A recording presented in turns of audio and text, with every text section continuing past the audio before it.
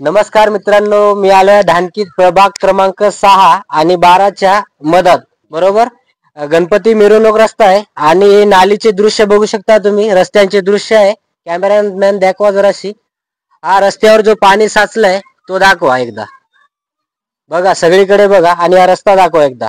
आणि नाली पण दाखवा जी मिरवणुकीच्या टायमावर बुजली गेली होती ती आतापर्यंत काढल्या नाही गेलेली आहे. दाखवा एकदा. आणि इकडे कॅमेरामॅन आता प्रतिक्रिया घेऊ आपण जनतेची. काय म्हणणं याचं? हा काका सांगा.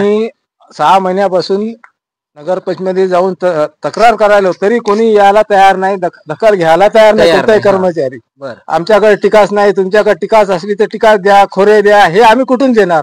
म्हणजे नगरपंचायत वाले असं म्हणून राहिले. नगरपंचायत वाले लेबर जेव्हा येतात तेव्हा तुम्ही 2 टिकाशी द्या आम्हाला. म्हणजे तुमच्याकडून ते साधन मागत आहे, साधन काम करायला आणि परत आम्हाला म्हणतात की आमच्याकडे साधन नाही, आम्ही काय करणार?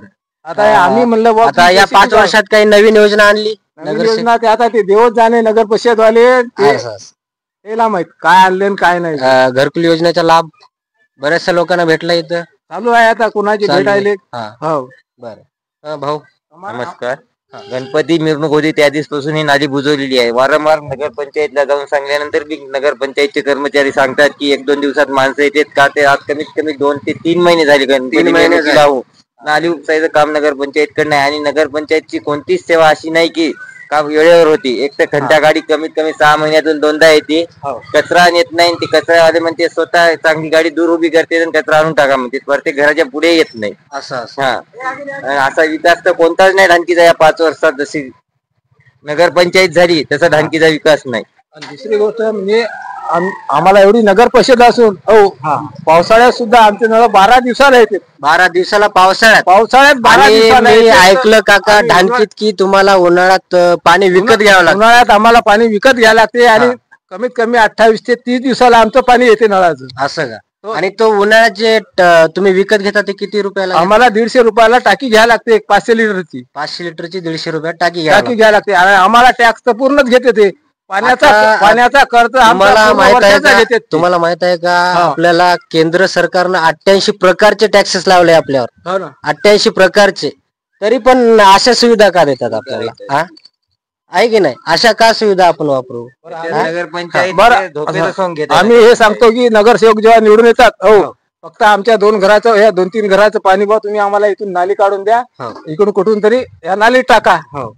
तरी आता ते पाईप काय होते वरतीवर पुसतेत, चोकोप होते आणि हे असं इकून नाली तर दिसून नाही राहिली. नाली तर पॅकच केली त्यांनी. आम्ही वारंवार तक्रार करून कोणी या तयार नाही. नगर पंचायतला म्हणजे तुम्ही पत्र पाठवला होता की स्वतः जाऊन लेखी पत्र दिलं तर समजून? स्वतः जाऊन आलो आम्ही. काय म्हणले ते? पत्र द्यायची घर कोणी घ्यायला कोणी नाहीत ना देत असं. हो ना.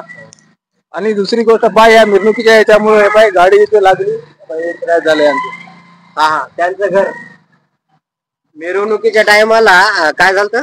हे गाडी अशी झुकल्या गेली इकडे यांची गणपतीच्या मिरवणुकीच्या वेळेस. आणि तो घर डॅमेज झाला. असं का? आता यांनी तक्रार केली नाही. दाखवा कॅमेरामॅन इकडं. आणि समोरची नाली दाखवा इकडे एकदा.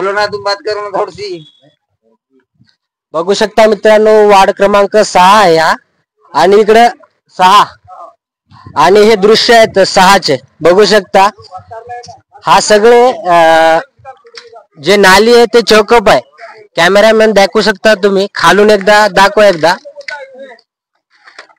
तो नक्की किती वर्षात साफसफाई होते आणि किती वर्षात काम होते हे फक्त नगरपंचायतला माहित आणि त्यांचे सभासदाला माहित.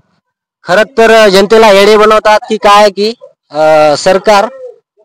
तर यांच्याकडे आता लक्ष द्या, बस एवढीच विनंती आहे. धन्यवाद.